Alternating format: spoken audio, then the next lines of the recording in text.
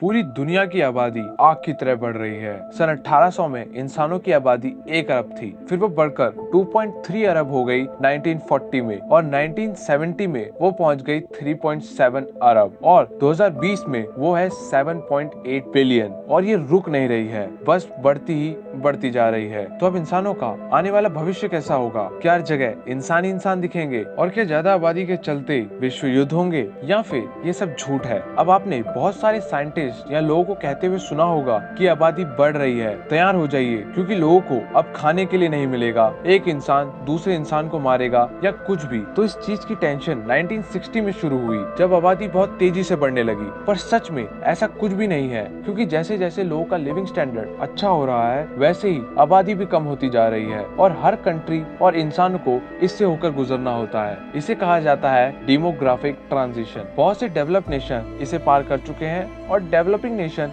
इसके बीच में है। तो आखिर क्या है ये डेमोग्राफिक ट्रांजिशन? तो एक 4 स्टेप का प्रोसेस है। इसे अच्छे से समझने के लिए हम 2 देशों का एग्जांपल लेंगे। एक है यूनाइटेड किंगडम और दूसरा है बांग्लादेश। तो स्टेज 1 का मतलब होता है जहाँ डेथ रेट और बर्थ रेट दोनों ज्यादा होते हैं। जैसे 18वीं सेंचुरी में यूके की बद से बदतर हालत थी, किसी के पास खाना नहीं था, सैनिटाइजेशन सिर्फ एक शब्द था। पर एक चीज वहाँ बढ़ रही थी, वो थी आबादी। पर वहाँ भी बच्चे जितनी जल्दी पैदा हो रहे थे, उससे जल्दी मर रहे थे। तो बिल्कुल न्यूट्रल हालात थे। औरतों के 6 से 7 बच्चे होते थे, पर उनमें से सिर्फ 1 या कभी 2 बच्चे ही वयस्क बन पाते थे। पर जब से यूके में इंडस्ट्रियल रिवॉल्यूशन की शुरुआत हुई तो सब कुछ बदल गया। अब लोग किसानी छोड़कर वर्कर बन चुके थे, साइंस में तेजी आई, उससे नई दवाइयां बनी, ट्रांसपोर्टेशन सुधरा और हर जगह कंडीशन बहुत अच्छी होने लगी। और यहाँ से दूसरा स्टेज शुरू हुआ। अब यूके में लोग गरीबी रेखा से ऊपर आ चुके थे, और अच्छी फैसिलिटी होने की वजह से उनके बच्चे अब मर नहीं रहे थे। तो यूके में आबादी बहुत ज्यादा बढ़ने लगी, क्योंकि 1750 में यूके की आबादी सिर्फ 60 लाख थी और 1850 में वो बढ़कर 1.5 करोड़ हो गई। तो इसी के साथ यूके अब थर्ड स्टेज में आ गया, जहाँ बच्चे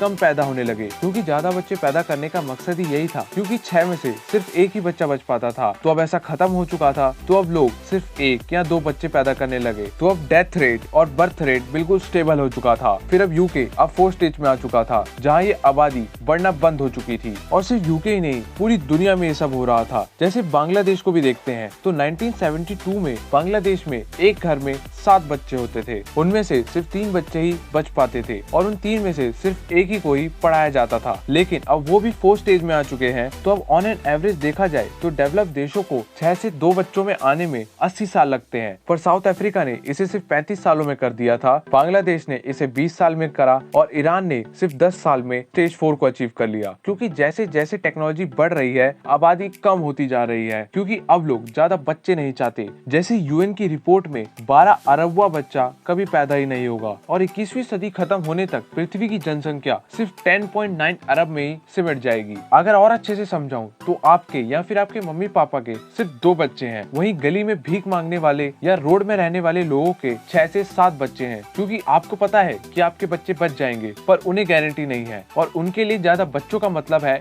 ज्यादा कमाई। इसलिए जितनी जल्दी डेवलप देश बनेंगे, उनकी आबादी कम होती जाएगी। अब लोग समझदार होंगे और इंसानियत को और आगे लेके जाएंगे। तो शॉर्ट में आप तभी खुश रहेंगे जब आपका पड़ोसी खुश रहेगा। इसलिए दूसरों की मदद करने से कभी हिचकिचाइएगा नहीं, और इस चीज को कहा जाता है इगोइस्टिक कन्वर्जन टू ऑल्ट्रिज्म। खैर, तो इस बात से बिल्कुल मत डरिएगा कि ज्यादा आबादी से इंसानों का अंत हो जाएगा, ये बस एक मिथ है। पर फिर से मैं कह रहा हूँ कि आप तभी खुश रहेंगे जब आपका पड़ोसी खुश रहेगा। तो बच्चे पैदा करने से अच्छा है कि आप बच्चों को अडॉप्ट कर ले, ताकि आप भी अगला स्टीव जॉब्स दुनिया को दे पाएं। तो आप कितने बच्चे पैदा करने की सोच रहे हैं, हमें कमेंट सेक्शन पे जरूर बताएं, और इस वीडियो को ज्यादा से ज्यादा शेयर भी करें, ताकि लोगों के मन में डर कम पैदा हो। और अगर आपको लाइक और सब्सक्राइब का बटन दिख रहा है तो उसे भी दबा दीजिए, एज इससे हमें बड़ा सपोर्ट मिलता है। और जब आपने इतना ही कर दिया है तो आप उस बेल आइकन को भी छोड़ रहे हैं, उसे भी दबा दीजिए। So in the end, take care, Jai Hind and thanks for watching.